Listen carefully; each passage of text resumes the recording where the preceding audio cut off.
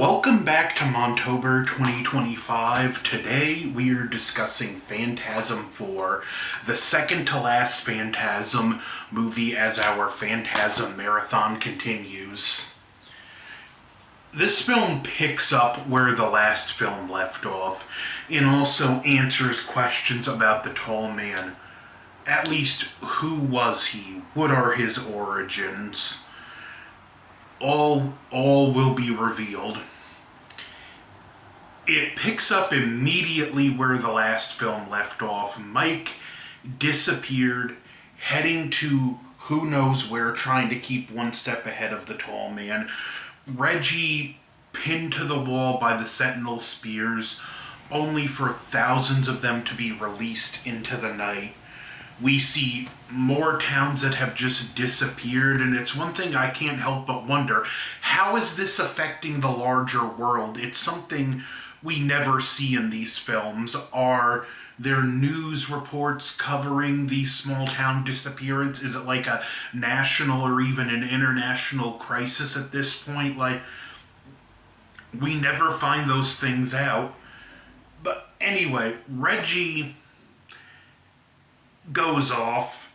He has an encounter with the Jody spear and then gets pulled over by a policeman who he gives his license to, and the guy just doesn't come back. Reggie gets out of the car, and apparently he's been grabbed by one of the tall man's minions and stuffed in the trunk, and there's a ongoing fight with this guy now wearing the police uniform that's pretty good.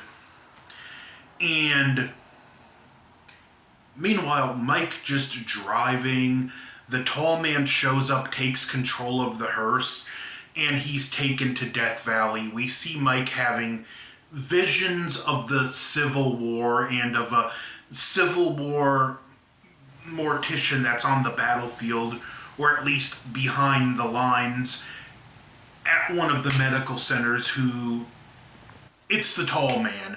We see the tall man goes back at least this far, and this does have certain psychological aspects because the tall man, we do hear his whispers communicating to Mike, and we know whatever true purpose he has for Mike, the time is at hand and he's just waiting to make his move. Mike is almost ready, but not quite ready. Maybe, maybe not. Listen, it's Phantasm, and there's a lot of things that are never going to fit neatly together, and at this point, you're either all on board for that, or you're sick of it. For me, I'm actually on board with it. This film, 1998, so not too long after the previous film, and it's actually my favorite, not only portrayal of the tall man by Angus Scrimm, but it's my favorite look for the tall man because the characters the actors obviously age as the movies go on, and the few years just aged Angus Scrimm up enough that I honestly think in this film he does look the most intimidating as the tall man. Eventually, Mike decides to hang himself, and before I go into this scene, Don Coscarelli was not able to get quite the budget he wanted for this film, and he couldn't film all the original intended scenes, but he found a bunch of unused footage from the first movie because he shot boatloads and boatloads and boatloads. There's tons of footage that did not make the final cut, and he actually inserted some of this footage into the movie to flush out the past and to fill out what he couldn't shoot. And one of them is a segment where they trick and hang the tall man and he doesn't die. And Mike is remembering this after he does the same thing to himself and he's not dying. There's one point where tall man even basically speaks into him and he's like, death is my domain. Like, you can't die till I want you to die. So Mike's new plan is, so like I said, Mike's plan is just set some kind of a trap for the tall man. Reggie doesn't do a whole lot till towards the end. We see him spot this girl. Something happens with her car. It explodes, and long story short, she turns out to be one of the tall man's minions herself. There's a scene at a motel room, two spears, and he has to take her out. It's pretty decent, and he stops one of the spears by grabbing his tuning fork and ding, and it makes the spear explode. So there are things that can affect these spears and the tall man himself. Mike ultimately goes through two of these dimensional tuning forks, which more and more of them do start showing up in the desert throughout the movie. And it's the desert's Death Valley, by the way. He goes through one of them only to meet not the tall man, but Jedediah Morningside. What essentially happened is the tall man, or Jedediah Morningside, was a mortician, and he seen so much death because of the Civil War that he wanted to see what lied on the other side. So it leads him to build this machine that can allow him to pass through to the other side and see for himself. And the interesting thing is here, Mike goes completely unarmed, and this would have actually been his one chance to truly stop the tall man. You can't kill the tall man because if you do, another one's going to take his place. But maybe if you were to kill Jedediah Morningside before he becomes the tall man, you can stop the tall man from ever happening. Very interesting concept here. This film I do really enjoy. I think it's a huge step up from the third one. And it's just a lot of fun. It's just got this bleak, haunting atmosphere, and you just feel like you're along for this ride, and you're just almost helplessly watching the end of the world, or at least the end of the world as you know it. The subtitle for this movie, it's actually full title, Phantasm for Oblivion, and it feels like Oblivion is at hand. Like there's just moments away from absolute chaos. Anyway, Mike doesn't go through another set of dimensional tuning forks and appears on a completely abandoned street. Jody leads him away. He's like, it's not safe here. There's a risk of infection. We'll find out what that infection is in the next movie. And Reggie does kind of make it to that Mike at this time. There's a brief interaction. Mike hugs him and whispers, basically, don't trust Jody, and Reggie passes his tuning fork to Mike. They go through the tuning forks again, and we see it. We see, although we don't see what happened, we see the end of Jedediah Morningside and the beginning of the tall man. This time Mike does have a dagger, and he actually goes to stab and kill Morningside. But unfortunately, they can only watch because they're in a separate dimension, which there's a lot of dimensional crossover happening in these films. And moments after Jedediah Morningside walks through his machine, the tall man comes out holding one of his sentinel spears, and he looks over in Mike's direction. He can't see him, but he can sense him, and he says, "So it begins."